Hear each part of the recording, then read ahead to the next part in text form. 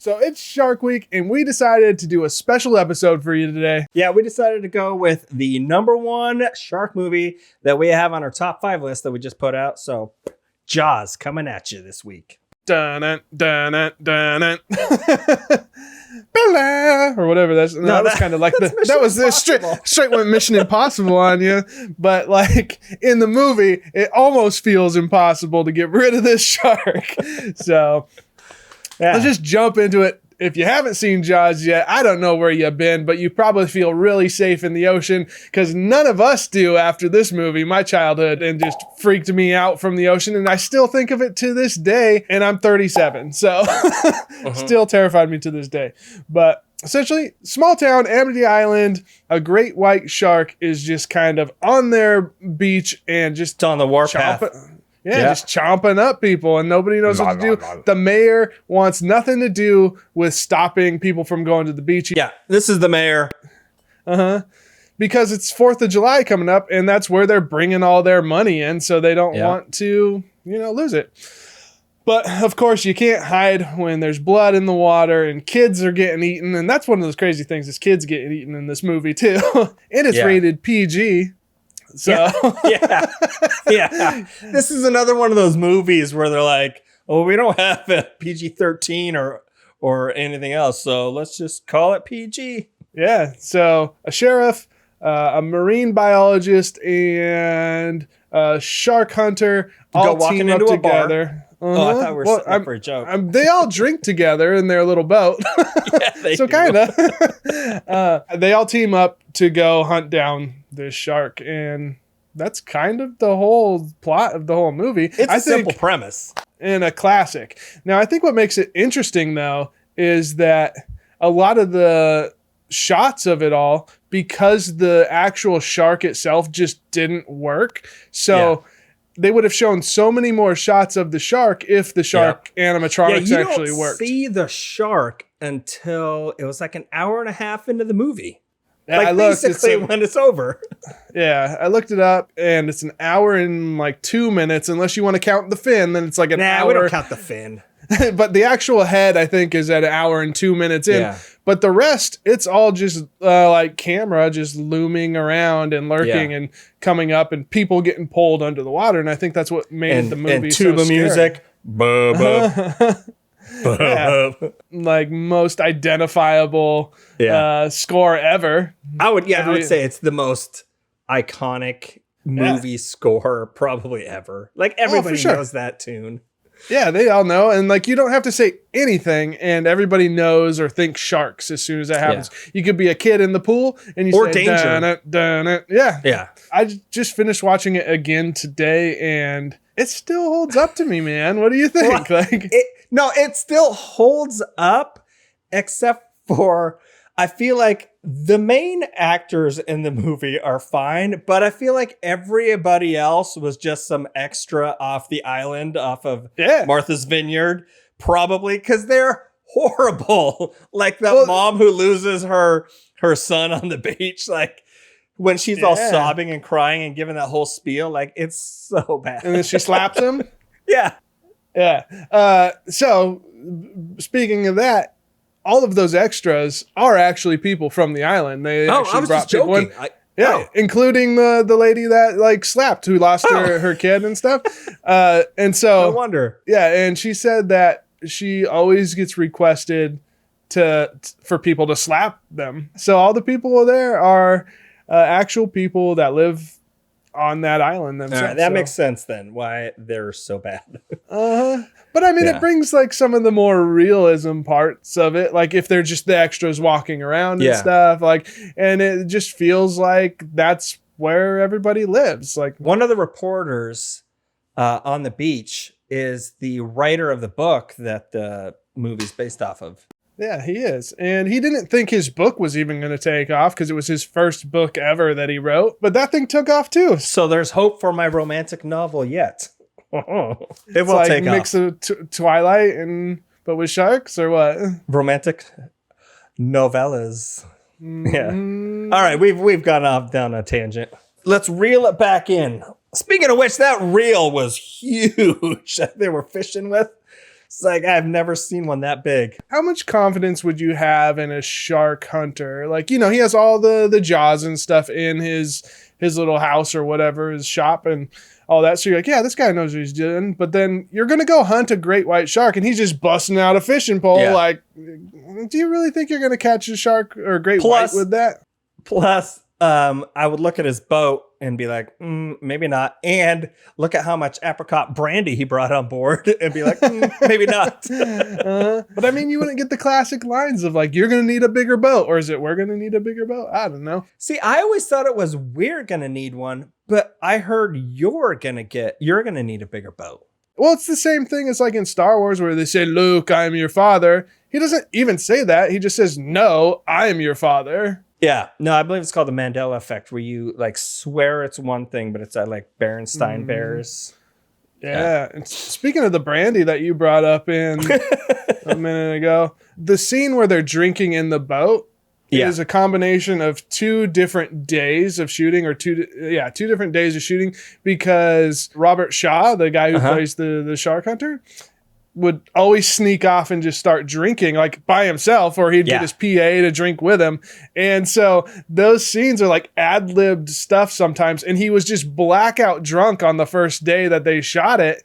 And so he apologized to Steven Spielberg and stuff, says, sorry, I like drank way too much. So there's a combination of him being sober and a combination of like the scenes where he's just blackout drunk. And the only way you can kind of tell is like his eyes are all glazed over on the scenes that he's drunk. It makes sense, because even from a kid, like that whole scene, the whole battleship monologue thing that he was doing, I could never follow it. Even I was watching it this morning and I'm like, what is he even talking about? Like, it's like, and I was started wondering, like, is he crazy drunk or crazy drunk? Probably all of the above. Which is it? But it's a little bit of both. Those old weathered fishermen, you never really know. But him and Richard Dreyfuss would feud a lot on the set. And Richard actually like threw his drink once in the ocean because he's like, you're too much of a lush. I'm chumming the water with your brandy. I like Richard Dreyfuss a lot, but he didn't have a whole lot of confidence in like the movie itself, just because of all the stuff that was happening. The shark wasn't ever working. And so he kind of felt like he was just kind of on a dud of a movie, and everybody else kind of thought so too, especially because it was only supposed to be a 2-month shoot and it went on for 7 months, which is crazy. Even Steven Spielberg was like, I don't know about this movie. Yeah, he's like, what do you call it? The great white turd? Is that what he called? Yeah, I think that was one of them. Is like the great white turd. Yeah, the shark looked really real when it was under the water, and then as soon as it popped up, it did not look like. He kind of looked like Zoltar or whatever from Big. Oh yeah, I got ripped off by that thing, man. We found Zoltar. I think in Long Beach or something. Yeah. We put money into it and then it like didn't even spit out anything for us. It just jacked our money and then asked for more money. And I didn't even get big like the next day. But all of the shark stuff like going wrong, like they tested it out outside of the water, worked great. Put it inside of the salt water because they'd shot it in the Atlantic, and then it just wasn't working how it was supposed to. But having all those mistakes happen, they shot all of the land stuff first, and the very opening shot was supposed to show the shark. When the girl's swimming, she goes skinny dipping, and she's getting tugged under, which is just a super like visceral, scary scene, man. Yeah. Not being able to see it, just doing like the whole camera underneath. As soon as the camera would like be underwater, like looking up at their legs, it's just like, oh, here it comes. Yeah, the tension's there. And then with the score on top of that, like it's just looming danger. And it was just kind of brutal to see those first couple tugs under the water. That'd be so scary, So they opened it up right away with just you being completely helpless, right? Like I heard that they had the scene where the girl was like flailing around in the water. They had people on the beach like running with ropes and like pulling this little harness like under the water, and she didn't know when she was gonna get jerked, so like that was all kind of like real reaction. They did so much with so little on that movie. There's not a whole lot of movies now that can like build that tension like Jaws did in the beginning. Yeah. You don't even really realize you're not seeing the shark because you felt the presence of the shark the entire time. Well, one thing that I had heard that they had to write into the script that they weren't going to do originally because the shark was malfunctioning was when they shoot it with the harpoons and those barrels, like to track it, like that was not in the script originally. They're like, okay, well, how can we show the shark have the suspension of it being around without actually being able to see the shark? Yeah. So that was kind of thrown in there. That's actually probably one of my favorite scenes in the entire movie. Like, there's a bunch of cool stuff going on, but using the barrels to track where the shark was, I just thought was a really cool visual for one, without being able to actually see the shark. And it just added to that tension. Like, there was like a relief of tension, but like when you see the barrel pop up, you're like, oh no, here comes the shark again. And you don't even have to see the shark to like feel like they're in danger. Oh, actually, one of the funnier parts, I don't know if I would call it my favorite, but like it's kind of in the opening where the dad is like, you know, telling his son like, hey, you know, get out of the boat, you know, and the mom is like, what? They're just in a boat. It's fine. Like, what's the big deal? You know, shark's not going to get him in the boat. And then she just happens to like open up the book and like there's that picture of the shark like biting through the boat. And she's like, didn't you hear your dad? Get out of the water. Like, I laughed way too hard at that. She's like, man, she changed her mind real quick. Yeah, right, man. Typical woman. I mean, there's a lot of little funny moments in this, which is kind of surprising for how tense the movie is. Like, did you watch this movie as a kid? Yeah. And actually, one of the scenes, you know, where Richard is like, hey, there's a shark on the loose and he's a killer and I know he's massive and I'm just going to dive into the water and like go inspect this boat for some reason. Yeah. Because we've seen that it's all chewed up, but I'm going to dive in. And then there's that face that like comes out of the water. Yeah. I mean, out of the boat. The eye out of it. Yeah. And it's like, you know it's coming. You can just sense it. And even this morning, I'm watching, I'm like, here it comes. And it's like, oh, yeah. It just brings me back to my childhood of like seeing that for the first time. Yeah. And again, it's a PG movie, like, which is crazy. You have like dead guy in the boat. You have another guy who gets his leg chopped off or chomped off and it falls to the bottom of the they picked up ocean. That severed arm. And like there's a lot of gore in it. One of the other funnier scenes that I thought was the two fishermen dude that fall off the dock. Ah, yeah. You know, and the shark pulls the dock away and then he gets loose and he starts swimming back towards the dock. And the guy's like, give me your hand. I'll pull you up. And he has his hand there, but he's just like moving it around. He's like, come on, hold me up. Man, he's like, this is my chance to finally get rid of this guy. Oh, come get it. I can no. Get at your wife. Yeah, there's a backstory to that, clearly. He's like, I'll pretend to help you. Oh, no. The other scene that really made me laugh was when they're all out on the beach and the shark shows up and everyone's like clamoring towards the beach. And that dude just like tosses those kids on the little floaty raft. Get out of my way. I know it's funny, but when I watch that, I'm like, this is totally real, man. Like, people are going to panic. They're not going to be thinking about anybody else. They're going to shove the kids over. I just watched some other shark movie. Was it, I think I just watched The Meg. And the guy's like in this big, like, those big hamster ball things. You know what I'm talking about? Oh, yeah. Yeah. Yeah, he's like on those. In the ocean?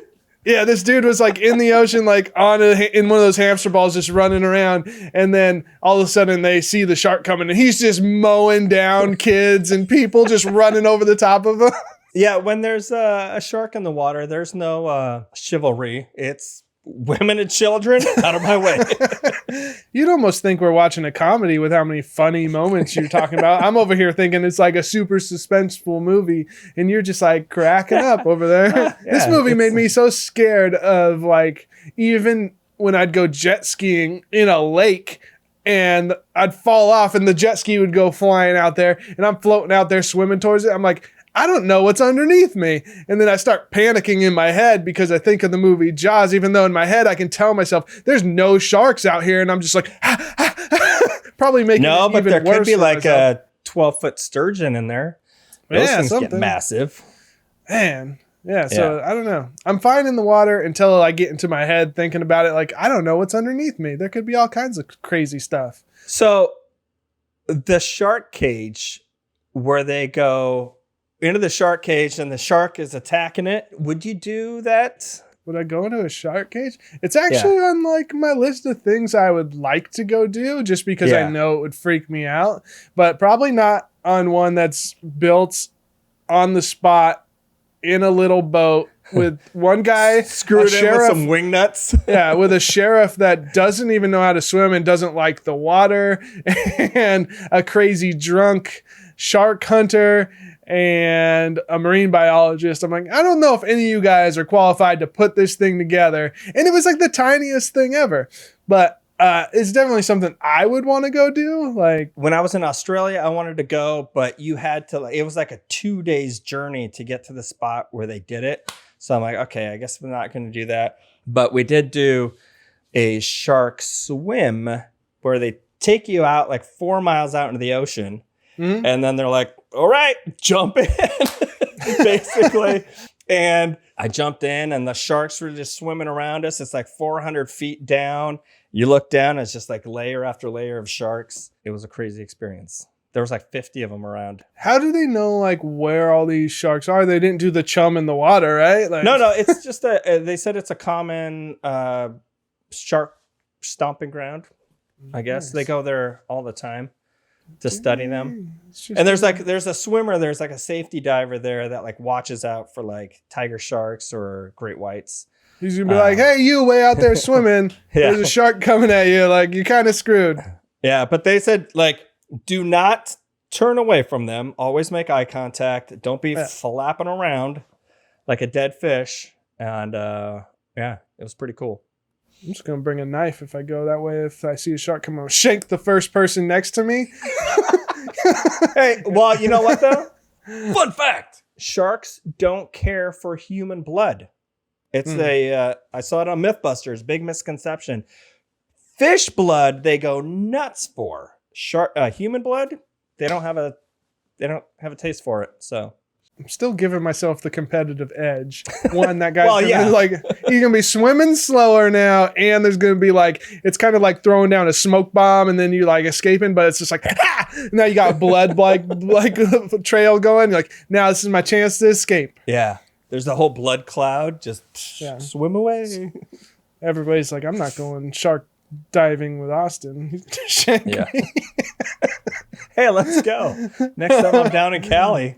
I don't know, man. I don't know if I would have just jumped into the water like you did, though. I know you showed me some of those pictures. It's like, that seems crazy. No cage or nothing. I'd probably go into a cage. And that'd be fine. Yeah, but have you seen the video where the dude's in a cage and it like the shark gets inside and it's splashing around and then it comes out. They're like, is he still alive? And then the dude comes up.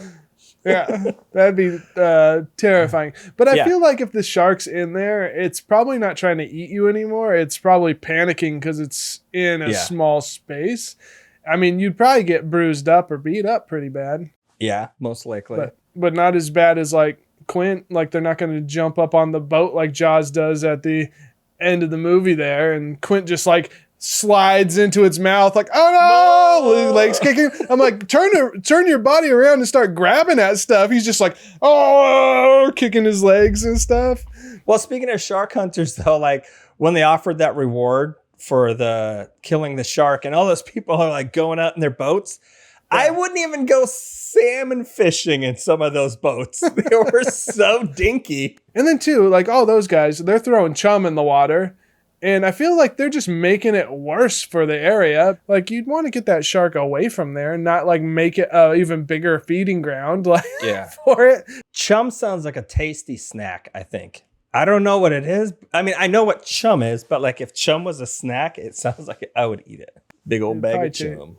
Yeah. I mean, that's why SpongeBob has the chum bucket. Yeah. See? He knows what's up. Sounds tasty. But, you know, I think they did an awesome job with the pacing and like creating that sense of dread and like fear of going out into the ocean once it turns and you kind of into the action sequences on the boat of them hunting down the shark, just made it that much more exciting. And then we'll go back into talking about the score and how the score changes in the boat when they're actually hunting. It goes like full on like Goonies type adventure movie to me. John Williams just did an awesome job with such a simple score. It's funny because Steven Spielberg, when he first heard it on a piano, and Spielberg thought he was joking with him. He's like, that's it? It's 2 notes, basically. Like, and then when he finally heard it with like the real instruments and all that, like it's super effective, I think. Was John Williams already famous before Jaws? I'm trying to remember. Like, I'm willing to say that it's a safe bet to assume John Williams was famous before this movie because he was composing music for 20 years before this, and he composed Gilligan's Island. Oh, nice. Yeah. Dang. Yeah. I didn't even know that. That's kind of cool. I mean, Gilligan's Island alone was enough to say, I want that guy to do Jaws. Man, it's crazy, like, thinking about Gilligan's Island, because it started in black and white and it ended in color. Like, that's a crazy, like, time to be making shows. Speaking like of that, like those, like some of these big directors that we love, like still to this day, like fit in this time period, like Steven Spielberg, like before CG film was changing so much in that time period. Just like with music, you have AC/DC and like Rolling Stones, like they all fit in those time periods where it's like things are changing. So in the film world, you had like the Steven Spielbergs and the George Lucases and all that. And they were just pushing film to a direction that hadn't been done yet and pushing those boundaries, which is like really cool. And I think it's just about timing. Even he talks about like, if this was like now, we would have just done CG and it wouldn't have been as effective of a movie because we could just do everything our imaginations wanted. But when you're limited, you know, you have to really think about, well, how can we make this as effective as possible without having access to just computer graphics, which they didn't even think about at the time. Yeah, but I believe you said you had a rating for this movie. I totally have a rating for this. So, like, at the end of this movie, you have Brody perched up, taking these shots at Jaws that has this air canister in his mouth. I want to know, how many shots is it going to take for you to blow up Jaws? I want to know, like, is doing it on a single shot, is that the best? Or, like, 10 shots, is that better? Because, like, if you're doing a lot of shots, you're not very good at aim. So that's bad. For me, it's about extending out the suspense. The suspense. Okay. And all right. Okay. So the more shots you make, like while you suck at shooting, you're just like prolonging. And that shark is getting closer and closer and closer. Yeah. Okay. Like so really getting immersed in that. Man, you know, despite the cheesy acting and the wonky shark, I'm going to give this one an 8 shot. Nice. I mean, that's pretty good for being a really bad shot. Yeah.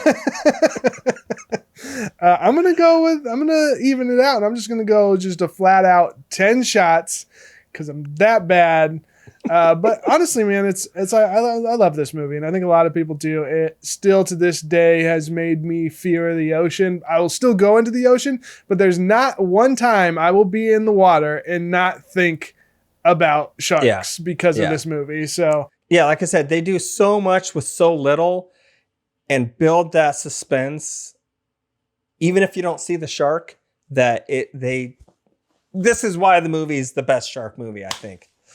If you haven't seen it yet, we have a whole top 5 of the best shark movies of all time, and this one is also included in it. So go check that out if you want more shark content for the Shark Week that we're in right now. And until next time, peace.